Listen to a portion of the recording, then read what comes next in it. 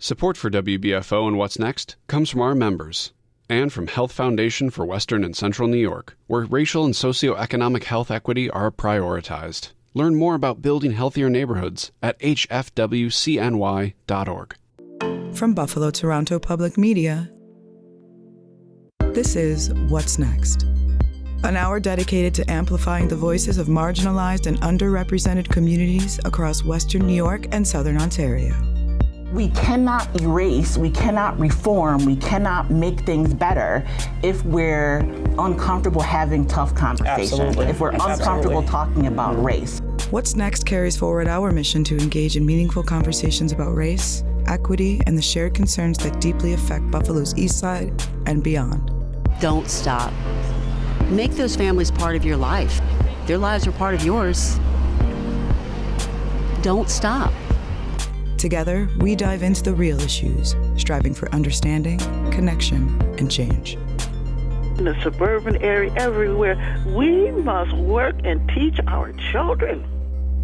For our first segment of today's What's Next episode from Jamestown, we catch up with Kaycee Colburn, the founder of KayCo, an arts and cultural center in Jamestown, to discuss what she's been up to since her last appearance on What's Next.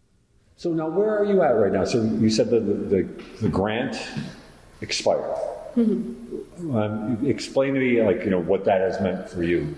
Well, it definitely was, luckily for me, I have my husband who works and has a really good job. And so I think I was better off because of that, but still, being independent and wanting to keep KayCo going, it kind of left things a little bit unknown, like what was going to happen. And so now I'm actually kind of put back on my dog training lifestyle and kind of got that going again, and I'm doing that at the local Humane Society. Okay, all right. So, but you're still creating art. Yep. All right. So what do you have a name for this exhibit?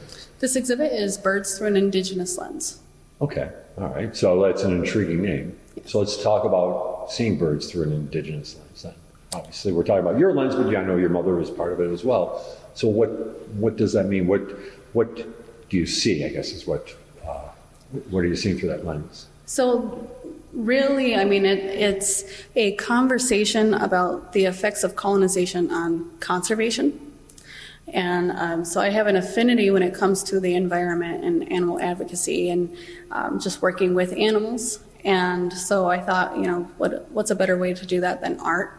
And it really kind of was a way for me to show the immediate community too what being an Indigenous artist is. It's not just corn husk also, I have elements of that. It's not just ribbon skirts, although I have elements of that in here. It's so much more. It's whatever we want it to be. Sure. We're human beings and artists just the same as anybody else who are human beings and artists, and we can have multiple talents and show that.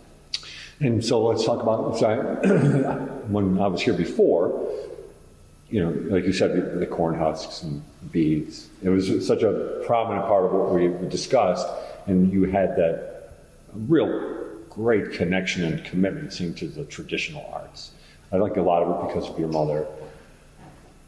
But at the same time, for a variety of reasons, you're kind of maybe moving on to some different things here. How has it been maybe making that transformation? I think, the traditional arts will always be a part of my work. Maybe not in every single exhibit, but it's still going to kind of bleed through here and there because it's a part of me. It's a part of my life. And like here with the Birds Through Indigenous Lens exhibit, I have elements that reflect the beadwork design. And there is actual beadwork also involved that kind of shows a lot of the tradition, but it's in a way that connects back to conservation. So I chose to do designs with medicine. So I've got strawberries and a sunflower on the wall, and then I've got some glass, I'm not sure what we would call those, I guess, little terrariums that have living plants in them, living aquarium plants in them. And it's done in the design of the daisy chain, which is really kind of cool. And everything in here also glows in the dark, which is bringing that modern aspect to it, kind of that like neon jungle type of vibe. It's just what I was trying to go for, and really show the effects of colonization on conservation with it. So I really wanted the room to really read that. And so that's kind of how my traditional stuff still kind of impacts and affects my modern work as well. Right.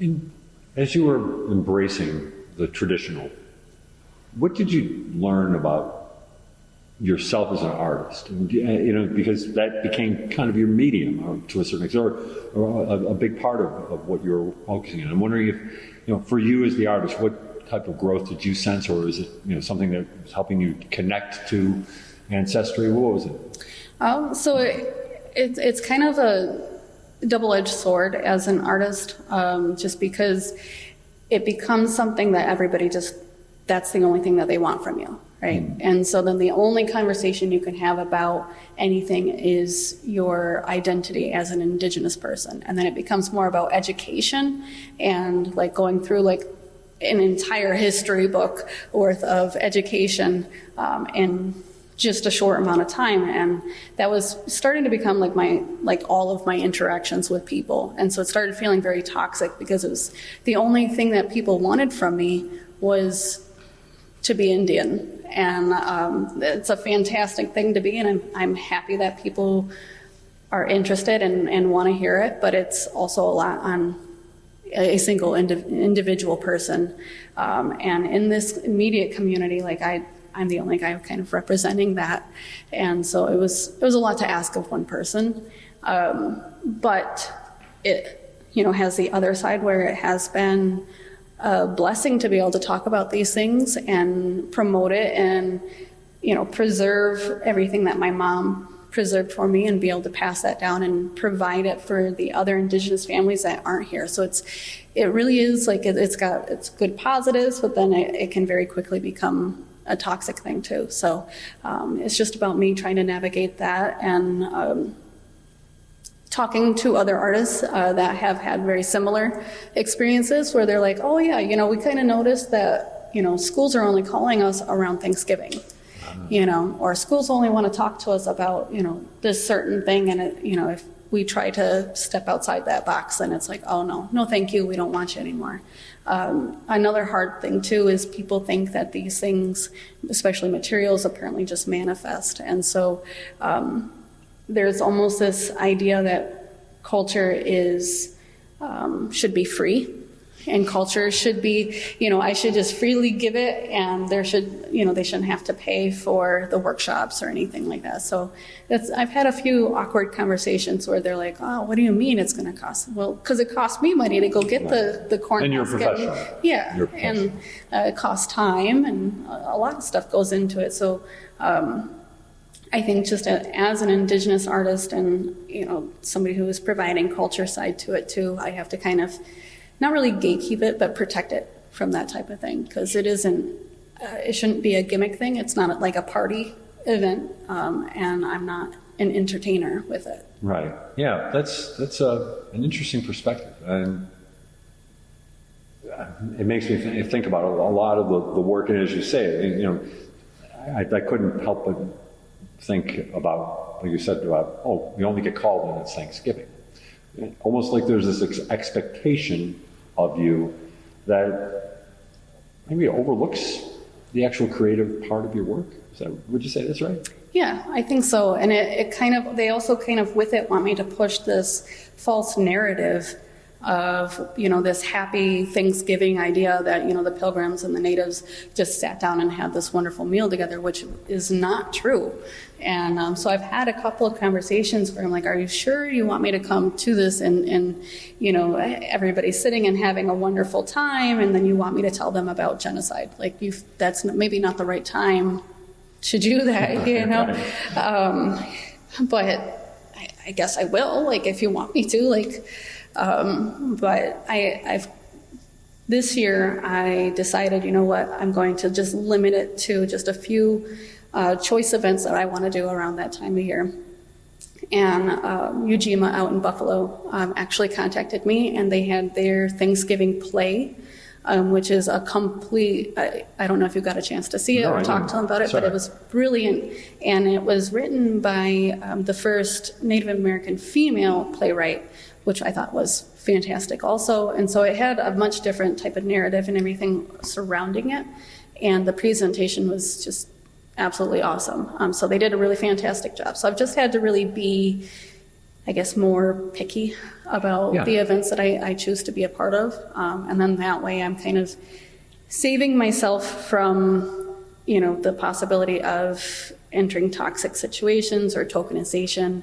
And it's been weird. And I know that a lot of other Indigenous artists are going through the same thing and trying to find a way to navigate that too, because you don't want to not have the opportunities come knocking, but at the same time, you don't got to answer every door. Right. And you want to be a serious artist. Yeah. And you want people to see your art, consume your art in a serious fashion. Yeah. Makes all the sense in the world. Let's talk a little bit more about this particular exhibit then. So, it's a real beautiful, and it does have a certain vibe to it, doesn't it? So what can you take us through the process? What brought you to this? Or it's just one of those things as you're going along, maybe the muse tells you where to go? Well, I definitely have a few muses. It's a little bit like Pandora's box, a little bit with creativity for me. But really, I guess it came together because I had an idea for advocacy. I've always enjoyed macaws, and so this exhibit has a strong focus on macaw conservation. And so I'm like, you know what, I want to draw them. I have a macaw at home. Her name is Freya, and a lot of fun, but a lot of people don't know that much information about them. So I'm like, this will be a cool opportunity for them. And, I'm involved with the Roger Tory Peterson Institute, and so I'm like, birds are kind of on the brain anyways, right? So I'm like, okay, I'll do this. And then I had ideas for, I wanted to make it so it looked like beadwork was actually on the wall, kind of like a relief project type of, relief sculpture type of thing, and just kind of bring all of those elements back in. Right.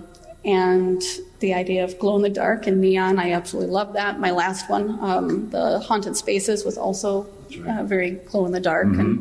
And so I love that, playing with lights and playing with the different colors and just seeing how it all comes together.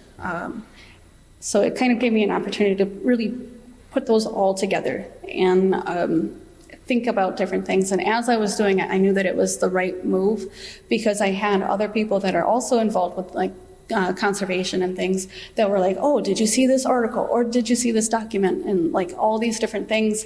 And I'm like, okay, so this is something that is current, that's, coming up right now. And right now in the news, because of climate change, which is largely attributed to colonization, because colonization really did reshape the entire globe and everything. And right now we have birds, parrots that are coming up from South America up here because it's getting to be too warm. And so we are starting to see a good change like that. I'm hoping it's a good change. I love birds, so I would like to see them, but maybe it would be better if I saw them in their natural habitat. Yeah, I love birds as well, and as a matter of fact, as I look at this display, you have probably my favorite, which is, I believe that's a bald eagle over there. That is. So how does the bald eagle get in with the macaws? Well, he is our native bird, and I wanted to kind of bring into the idea that all of this can happen here.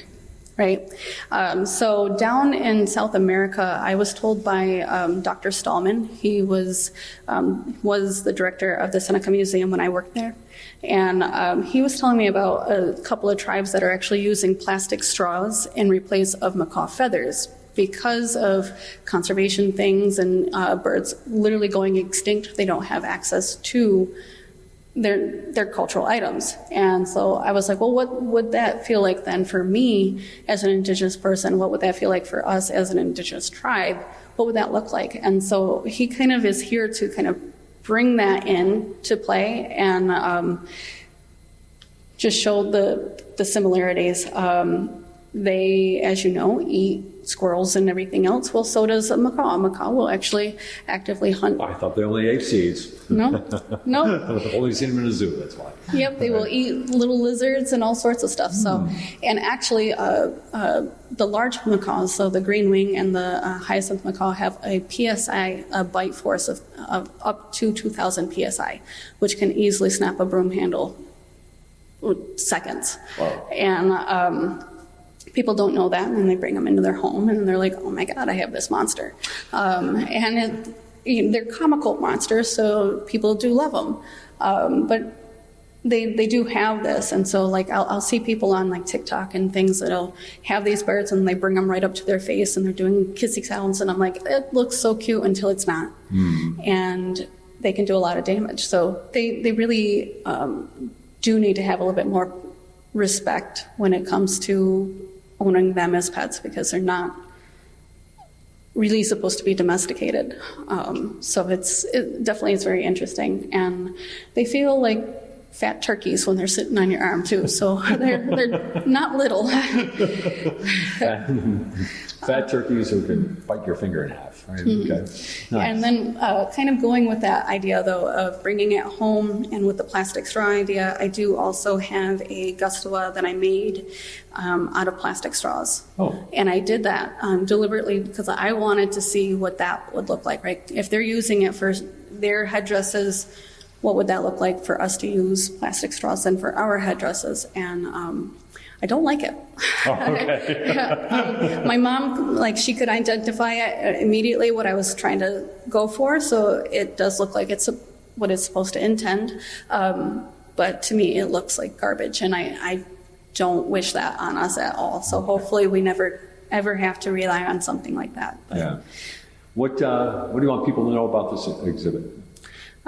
I think, it's here. It'll be up for a little while, till spring. Oh, okay. And if anybody wants to come see it, just message me and come on in. So everything is done privately right now because I'm working at the Humane Society as their behaviorist. And so I'm doing that so that I could keep KayCo going. So as an artist coming out of a very large grant, that was kind of my path forward. Yeah. So we'll probably see a lot of animal-based exhibits and things going forward because I might as well blend the two. Yeah. And I was just going to say, so what's next then for you in terms of art? I mean, if the exhibit's up now, that means there's something that you're probably working on right now, and you may not want to give me all the specifics, but what about maybe some areas that you're trying to take your art toward? Well, I am working towards an exhibit for the summer where I'm going to talk about a lot of the unlovables, right? Like animals that we don't necessarily care too much for. I currently have a piece here that will probably carry over into that one, which has a lot of little bugs on it. Mm-hmm. And people don't like creepy crawlies, right? So bats and snakes and things, that'll be a big element within that. And I think that'll be kind of important, especially talking about conservation and things, talking about adoptable animals. A lot of times people don't like black cats or, black dogs, and that's because we have there's literally, it's called the black dog bias, where we have like a fear of it, right? We think about the Bible, and then they have the black dog that is like, you're not supposed to be able to see because then it's like something demonic, and we have a lot of fear regarding that. And the hope is that I can kind of break that down and say, it's a little bit silly, like they're fine. Right. So, right. And I guess I'll give with that, like a good example. We have Enzo at the Humane Society right now, who is a black dog, and he's super cute. He doesn't like other dogs or cats, but that's okay. Not every home has a dog and a cat. So, but he's super chill and really, really well-behaved dog. Do you think you get along with your macaw? He might. So I don't know if he's ever seen one before, but he's more so just about play and being outside and he actually will play hockey with you. So he'll push the ball back for you. And yeah, it was a whole thing. And this is the final question. It's somewhat personal, and if you want to move past it, it's fine. But I'm wondering, to hear you talk, and I know when we talked before, so much of your identity, but I can tell your spirit, your soul is in your art. Where has this been a time for, not an identity crisis, but where you're trying to figure out where you're going, who you're going to be? Is that something that's on your mind in a way? I think really it's just about me standing up for myself. And, largely with the Indigenous, front to all of my art, that was me standing up for my community and for, directly for my mom, who has had to fight for that Indigenous identity. And if I recall your mom's story, she was among the people that was displaced by Kinswood Dam, right? Yep. Yeah.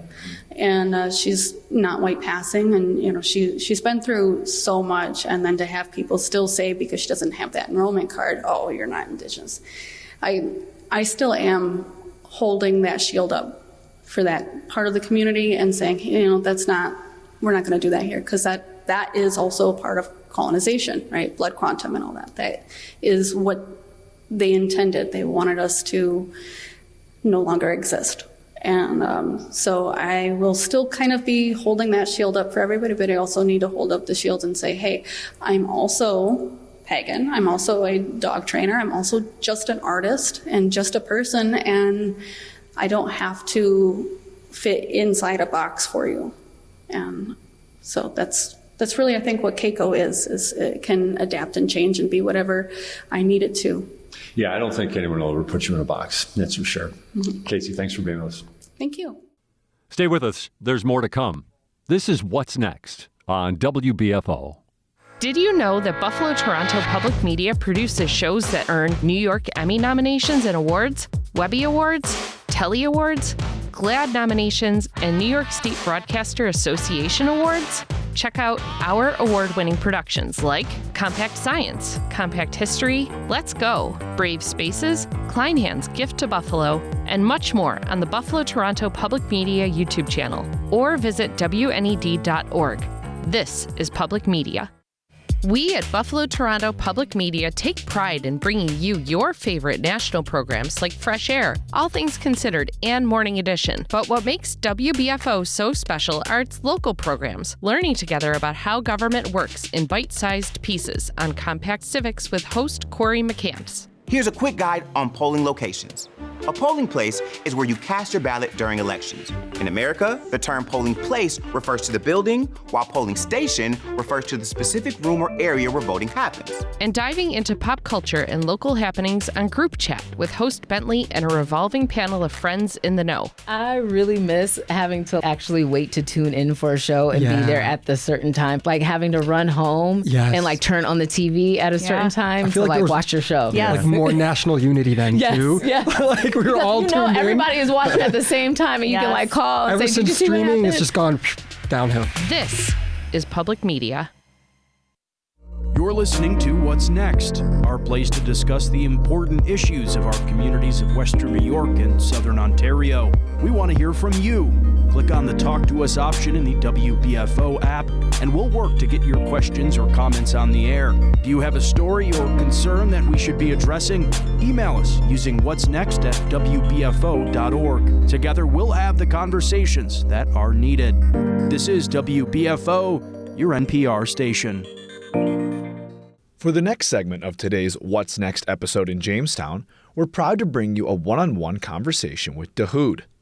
Dahoud is one of the new neighbors in Jamestown, coming from Syria. With Sam Qadri acting as translator, Jay Moran sits down with Dahoud to discuss what his transition to Jamestown has been like, the importance of him having free speech to take today's interview, as well as the current situation in Syria. Welcome back to What's Next here in Jamestown today, talking with the New Neighbors Coalition, which has worked to welcome 125 refugees to the Jamestown area since February of 2023 and helping other people as well. We have a chance right now with Sam Qadri acting as our interpreter to talk to Dahoud. Dahoud is from Syria. came here 7 months ago. Daoud, how do you like Jamestown so far? كمعيشة فيها المعيشة حلوة وكالتعليم فيها التعليم حلو وكمجتمع المجتمع كله مجتمع إنساني ما بيعاملك لا لون ولا بشرة ولا دين ولا عرق ولا أي شيء يعاملك كإنسان. That was saying basically that the situation in Jamestown, he finds that it's very welcoming. He hasn't found any type of discrimination personally from his experience. He finds that there are opportunities for himself and for his family, education-wise, for his children to be educated and grow up in the area. Of course, Dao, you come from Syria, and Syria has been in the news in the last couple of days. This is very fresh as we are recording this particular. What did you think of the regime change in Syria? كما تعلم أخ داود إنك أنت طبعا جاي من سوريا وكما هلأ نحن نسجل هذا البرنامج بخلال اليومين أو بعض الأيام اللي مضت حصل حاجة مهمة جدا بالبلد بسوريا اللي هو تغيير النظام. برأيك إيه أو ما رأيك باللي حصل بسوريا بالوقت الحاضر بالنسبة لك؟ أنا عشت بسوريا وانتقلت بأزمة الحرب عشت 10 سنين في لبنان. I lived in Syria for 10 years and then I moved to Lebanon. بسبب الحرب. كم سنة عشت 10 سنين بلبنان. 10 years in Lebanon. Okay. Yeah, he moved to Lebanon. All right. اللي شفناه إنه النظام نظام قاتل نظام مجرم. What we found and experienced was that the system in the Syrian government was a very aggressive and criminal almost to the point of criminology there. ليس عندك حرية تعبير. You don't have any freedom of expression. ليس عندك أمان. You don't have any sense of safety or security. ما عندك التعليم لأطفالك، ما عندك كلمة اللي بدك تحكيها. Education for children lacking. Any word you want to say, you want to wait, think before you open your mouth and say it. واللي شفناه آخر شيء بسجن صيدنايا بيحدث عن يعني شغلات كثيرة من التعذيب والإجرام العقل ما بيتحمل. Specifically, he mentions that there's a one jail called Sadnaya jail in Syria where a lot of torture was happening, a lot of activities that were human rights violation activities that sometimes the mind can't comprehend or take that. Do you have family still in Syria? عندك عائلة ببلاد بسوريا؟ عندي أمي وأبي. I have my mom and my dad there still. How are they? كيف حالهم الآن؟ والله الحمد لله لأنه هن عايشين تقريبا بالأرياف. Thank God they're okay now. They're living just out on the outskirts of the city that he was from. They're fairly okay. They're doing okay for now. I know it's all very fresh, but do you have a desire to ever go back to Syria? أنا أعلم إنه الحادث اللي بيحصل الحوادث اللي حصلت لسه جديدة جدا، ولكن هل عندك أي شعور إنك ممكن ترجع لسوريا بأي وقت من الأوقات؟ هلا شعور ما في. أنا أمنيتي إني أدرس أطفالي أعلمهم خرجهم. I don't have any such a feeling at this time. I'm focused, he says, I'm focused on trying to help my children receive the best education they can here in the area. وعندي بنتي ماريا شاطرة يعني بدها تطلع دكتورة. My daughter Maria, she has expressed her opinion that she wants to, one of her dream is to become a doctor. موظفة هون بجيمستاون نفتح العيادة. So he's of course the part of the vision that his daughter has and he has is that hopefully we'll prepare her here in Jamestown. We'll help her get the education and eventually maybe she'll become a doctor and open her own clinic here in Jamestown. And did she have that dream? Could that dream have been fulfilled in Syria? هل كان عندها هذا الحلم بسوريا؟ وهل إذا كان عندها هذا الحلم بسوريا ممكن إنه يحصل أو يتحقق؟ هي درست 10 سنين بلبنان. هي لما طلعت من سوريا عمرها سنة. سنتين تقريبا لما طلعت من سوريا. When Maria left Syria, she was just about a year or 2 years, and then that's what the time when they moved to Lebanon. بلبنان وكانت متفوقة بلبنان وعندها الحلم يعني. وكان الحلم موجود حلمها أن تكون طبيبة جراحة. Yeah, he says Maria was also very, good student in Lebanon, and she did have that dream when she was in Lebanon. And I'm going to follow up again with him to make sure I get as far as doability. هل ممكن إنه كان ماريا يكون عندها الحلم يتحقق بلبنان بالك ولا صعب؟ لا صعب. لبنان كان. He says no, it would have been difficult. Final question. How do you like the snow? I think he understood that one. Snow. كيف لاقي الترجمة؟ كيف لقيت الترجمة؟ نعم ممتاز. وحاب أتشكر جميع اللي ساعدونا من هون، الأخ سامي قادري، أستاذ لوكا، مؤمنة، جميع المنظمين، أماندا، صابرينا، وخاصة دكتور العائلة روبن، يعني شكر خاص كثير لهم. So kind, like that. So he says, the snow will get used to it, but he right away opened up and he says he'd like to thank the community for receiving him and his family. And specifically, he began mentioning names. Mentioned his family physician, Dr. Robbins, at the Stapler Center. He also specifically thanked Father Luke, Momina, and Amanda from Journey's End. Sabrina, also Journey's End. Glenn, the folks who worked with him and actually who were instrumental in helping him resettle. والأنسات اللي ساعدونا هون بالإنجليزي. And also his English teachers. he's working on it. I was going to say, I think you can understand English. He doesn't speak it that well. So he's working on that too, and I like that. This is cool. So he's expressing his sincere appreciation to his teachers and the folks who are helping him and his family and his children resettle here in his new home here in Jamestown. Dawood, thank you very much for being with us on What's Next. شكرا لك انك شاركت معنا البرنامج اللي اسمه What's Next. شكرا لهم للقناة ولجميع المنظمين. Thank you for your programming and your show and for the whole community, and we appreciate it. Take a time out on What's Next and come back with more from Jamestown. This is What's Next on WBFO. Our mission at Buffalo Toronto Public Media is to serve our local community. And on WBFO, we do that by keeping you informed and connected to your community, whether it's by hearing from a local Black poet about what it was like to move from the inner city to the suburbs on What's Next. So that emotional change with that culture change combined let me realize that basketball and being physical wasn't enough. I needed a way to figure out my emotions. So the first poem I wrote in the cafeteria of Sweet Home Middle School was Outcast. Or it's exploring the East Side Garden Walk. It's wonderful that we're seeing engagement in beautification and sharing gardens, because we believe that we can build more vibrant communities by sharing our gardens, by sharing our stories, and by building real connections between people. We came through as neighbors and cleaned this space out and began plot by plot putting plants in. This is public media.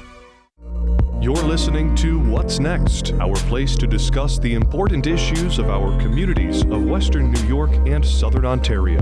We want to hear from you. Click on the Talk to Us option in the WBFO app, and we will work to get your questions or comments on the air. Do you have a story or concern that we should be addressing? Email us using whatsnext@wbfo.org. Together, we'll have the conversations that are needed. This is WBFO, your NPR station.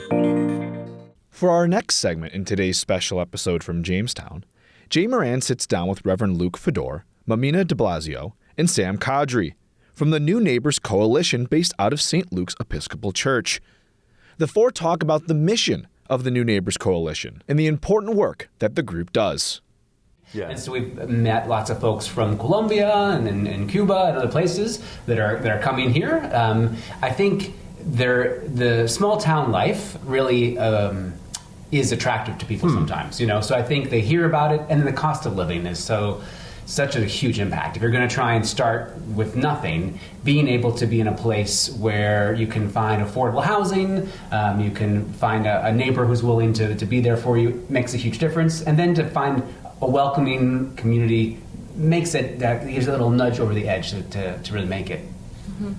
Yeah, and I would say, like Luke said, the affordability really makes a big difference. I think we don't necessarily always have the infrastructure and the knowledge as a community in how to work with folks who weren't born in the U.S. I think that's kind of the other side of it. That can be a bit of a challenge.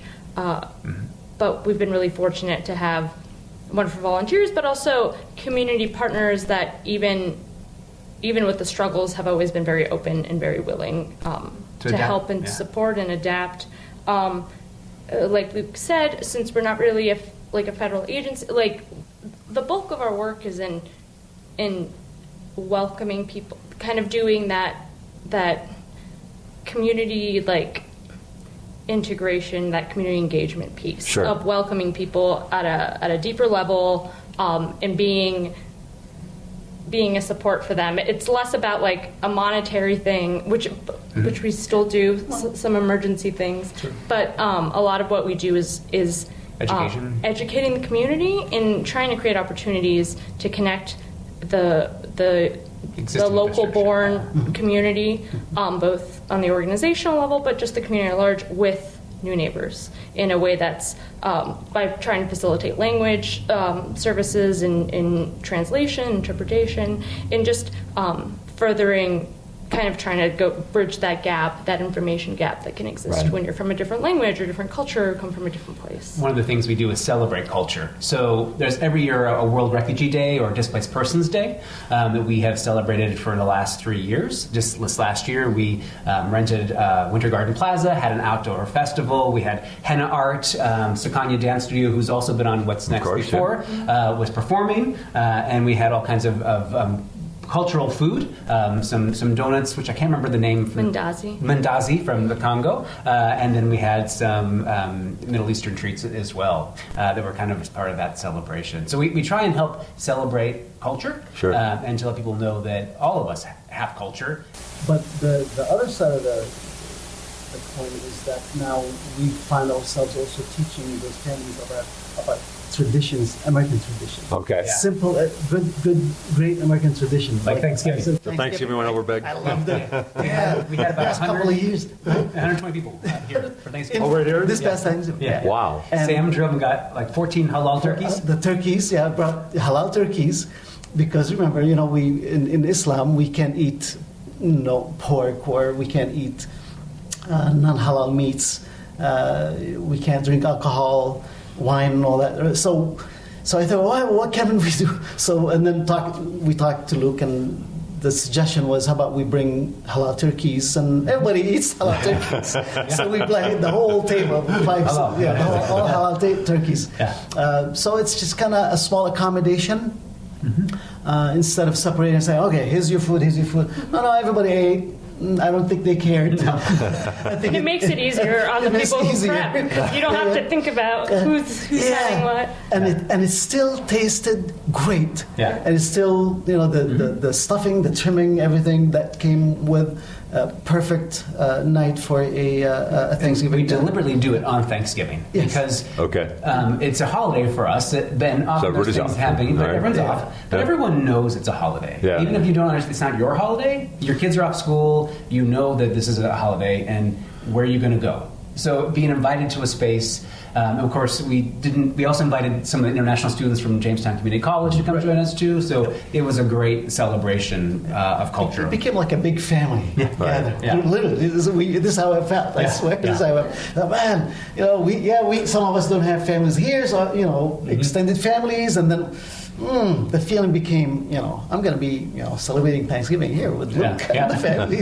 St. Luke's Church. Imagine that, right? Jamestown Life Society members, St. Luke's Church eating Thanksgiving dinners, and we loved it. Yeah. But again, the sense of experience that for those new immigrant families or refugee families who became just brand new Americans are celebrating their first Thanksgiving.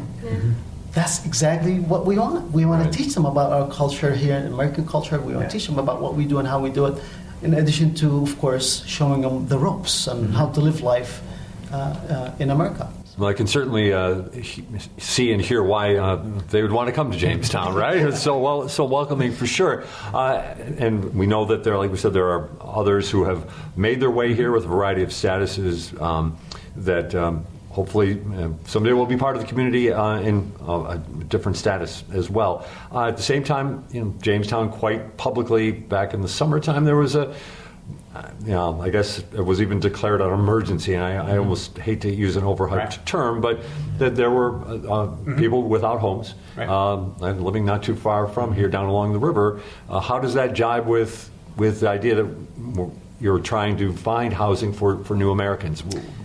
Housing is always a challenge across the country. We all know there's a housing crisis. There's just simply not enough quality housing or housing period for folks. And so we're not trying to see this as a scarcity situation, but as the more people who get involved with the state of our housing, the more the community can go, oh, this is not right. Because we have systemic problems, not just that house or this house. It's we don't have enough. Okay. And so the more volunteers that we get involved, the more community leaders that actually see the struggle firsthand. Because it's always a tale of two cities in America, right? Yeah. Those who have and those who don't. And that's the scenario. If you're only living with a world of abundance, you don't know that you should be agitated or that things could be different. Yeah. And so how to work for it. We don't have enough good housing with landlords that are held accountable for the state of the And I was going to ask, there's enough housing stock, yes, but maybe not high quality and needs to be upgraded, or just, I'll it's accept an the clarification. older, obviously, housing stock that we have in Jamestown. So there would be a little bit of a struggle for some families the families we've been getting large number family members, say to the tune of between 6 to 8 members. And in order for a family who wants to come and resettle or brought to resettle here in Jamestown, you need a 4-bedroom house or 4-bedroom apartment. And those are rare. Right. It's not easy to find a 4-bedroom house or a 4-bedroom apartment, and then now you would settle for the 3-bedroom apartment for a family of 8. And now you have to also almost negotiate with the owner, with the landlord. Landlord does not want to rent that number of people to a 2-bedroom house or apartment or 3-bedroom apartment. There might be some issues with the city codes, and I can't remember what was the issue with this sometimes, but or accountability issues, and I can't remember some of them. But anyways, there is a challenge there as far as the housing is concerned. A couple of families we've had in the past moved out of town somewhere else because they couldn't find the appropriate house or apartment for them for their children, just because it happens to be a larger family number of individuals in the families. So they found a place maybe somewhere in Buffalo, or actually the ones that Syracuse. Syracuse. Yeah, Syracuse. How did they find it? Well, buddies now, friends. Hey, what do you know there? Who do you have? And can you find me a spot? And one family we've had a case stayed in the hotel for 6 months. That is unheard of, and I totally understood the situation. I totally understand the challenge here. The staff couldn't basically find a spot for them. They had to stay in the hotel because the schools, their kids began going to school from the hotel, and transport them back and forth between the hotel and the schools, middle school and elementary school, and the rest of them were middle school level. But that's something that, I don't know, possibly a discussion to be had about that eventually at some point or another, community-wise or... I think what happens, though, is once a family gets established, once that first home ownership happens, the model is a reinvestment. I mean, an older housing stock is challenging because if you're thinking about return on investment, there's a challenge. But we have taken a page from Binghamton. We, on our first World Refugees Day, we screened a film called, not Binghamton, Utica. Utica. Oh, yes, Utica. Utica, that's right. Utica, the Last Refuge. Yeah. And what we saw in Utica was this drastic redevelopment but at the hands of refugees and of new neighbors who showed up and rebuilt houses. They used the skills they had to like reinvest and to take older housing stock and revitalize it in a sustainable way. So I think once we get that first house being owned by a new neighbor, then of course their buddies will be coming, hey, what else you got in Jamestown for us? And then we'll see that reinvestment that helps kind of address the situation. And ultimately it's not it's not who's getting the housing, we're not pitting groups against each other and there's no competition. It's how are we holding, these kind of ghost landlords and these properties accountable, and making sure that we're fostering and we're trying to incentivize better housing, like safe housing, safety. Right. Important issues, safety and meeting the code, city code. Make sure that the house doesn't have any lead, stuff like that is looked at also by the agency, and they actually monitor that. They walk in, they check place before they even bring the family in. Yeah. So that's also monitored very closely. I don't necessarily want to take you and take this scope out too far, but you might have a lot of thoughts about this. So it sounds like here in Jamestown you've got a pretty good local partner, that a government partner that is on board with a lot of what you're doing here, and it does, even on the state level, the Office of New Americans. But at the same time, whether it's housing or whatever the case may be, what are some of the things that maybe you could see on whether a state or national level, from legislation or anything like that, things that you've heard that could really help make these situations even a smoother situation, something that can kind of break down these walls as we're moving along here? I think the question of employment and employability is always a key thing. Like, how do you help the employers get people into the workforce faster? That's a challenge. In certain cases, we've got folks who maybe don't have documentation. We have folks in town who were born here but don't have documentation. It's an ongoing thing. Yeah. So how can we help in that kind of level of assisting folks get documentation or find workable ways forward so they're not having to work in compromised ways? Yeah. I would say at a national, federal level, immigration reform. A lot of people don't know the only way to seek asylum is to show up at the border and to be let in. That is the only way that it's done. You can only seek asylum once you enter the country, and you can only remain in the asylum-seeking process if you stay in the country. Correct. So it's But you can't work. But you can't work. But you can't work. Or you have to run for 6 months. For 6 months. Until you get a work permit. For 6 months after you file for asylum, and you have a year to file for asylum. So you could go 18 months without working.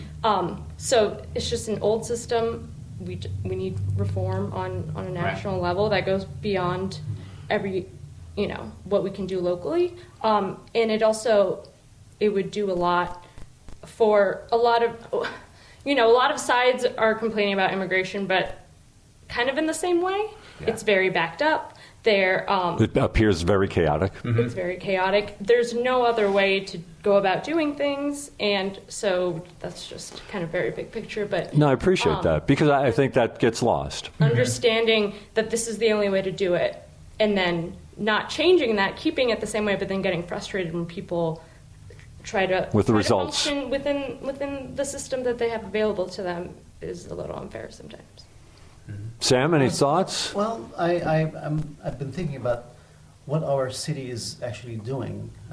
There's quite a bit is being done actually in the city of Jamestown's city council members have taken the approach of we would like to hold those landlords accountable. Okay.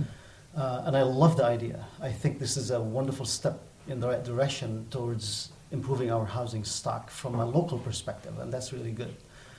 Meaning, from my understanding, that if you have a rental property, investment rental property, you have to register it. You have to, there's a process, there's procedures.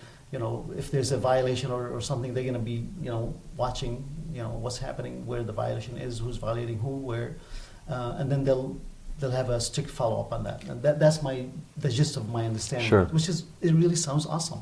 And we want something to be done about those rundown properties that are in town and that need to be maybe just literally just demolished and rebuilt somehow by investors, new investors in the area. That's probably what it's going to take. It's going to take someone who's going to say, I have a vision that Jamestown 10 years from now will have a little bit of improvement, and I want to be part of that improvement. And I want to be part of that vision of building a new Jamestown as far as property and rental property and investment property is concerned. I think that would be awesome. And the best way to incentivize that is to have people moving here and coming here to rent these properties. Yeah.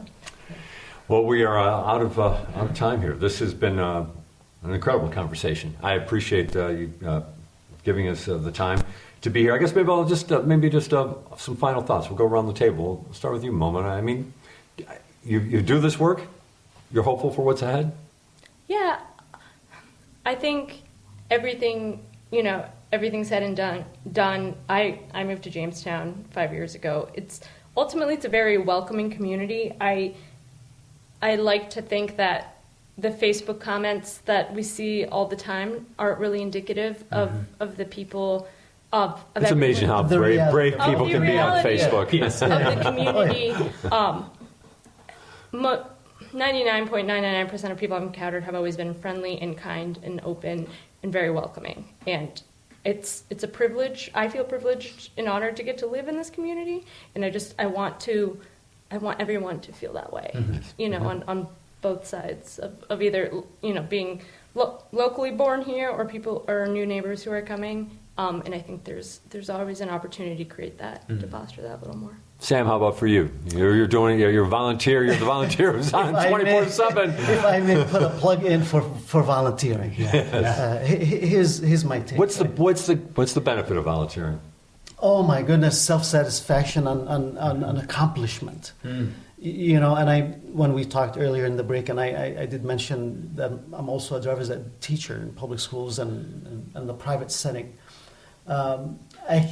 I should have taken pictures of every time that I've had one of those new neighbors at the testing site in Faulkner, and we're doing high fives. I just passed. Okay, good. Now you're hugging and giving high fives to everybody. The whole family is laughing because you know what? And they've never had the opportunity to learn how to drive. They were denied, not just because they didn't want to, it's because they were denied the opportunity to be able to drive a vehicle in the refugee camp that they were in, or in the city that they were displaced to during the war in Syria, between whether it's between Jordan and Syria, or Jordan or Syria and Lebanon. Either direction, those folks, they value everything. Like I said, you and I take driving for granted. They don't, right? All the way from the very beginning, right turn, left turn, straight. We teach them the language, of course. You got to understand that the English component to the driving task. You have to be able to read the signs, right? So volunteering then, to me, becomes so significant that not only I feel so good about what I'm seeing, and I'm a teacher. When I see a student getting the job done and they're performing well, I'm happy. That's all I want. That's all I want. It's all, of course, volunteer. We don't charge them anything, obviously. Driving lessons or the 5-hour pre-licensing course or the defensive driving, anything. Anyway, I told him from the beginning. I told Luke from the beginning, right? I said, anyone who comes at my doorstep and shows me their passport and they're a new refugee, right? They're in the free ride. So, and I do that from the bottom of my heart without any hesitation. And I would like to encourage others to do the same. You have a skill, you have an experience that you'd like to share, you would like to help with, whether you're in Jamestown or in Buffalo or within our listening area, you'd like to pitch in something Yeah, get a hold of Father Luke, St. Luke's Church here in Jamestown, New York. Father Luke will be here, will give you a little bit of a direction on what to do and how to do it. But we would like more people to help out, just to help the process. And I think you'll feel better about it. You'll feel good about your life and what you accomplished. It doesn't have to be always material life, right? Right. It can be, hey, I can take someone to the doctor's appointment or something. Give them a ride. Hey, come on down. And so, Reverend, Sam just gave you another job to do that. All these people are going to contact you. But to that, this work for you. For me, it's really about a sense of agency, helping other people find that, and remembering that we get to build the cities that we live in. And we do that when we work in concert with others, when we tear down walls and really work on building up our houses. That to me is the reward that's worth it. Literally and figuratively. Literally and figuratively. Very well stated, well stated. Reverend Luke Fodor, Sam Qadri, and Momina Di Blasio, thank you very much for being with us on What's Next. Thank you, Jay. Thank you. This has been great. Thanks. Wonderful. This has been What's Next from Jamestown, New York at St. Luke's Episcopal Church, and this is What's Next on WBFO.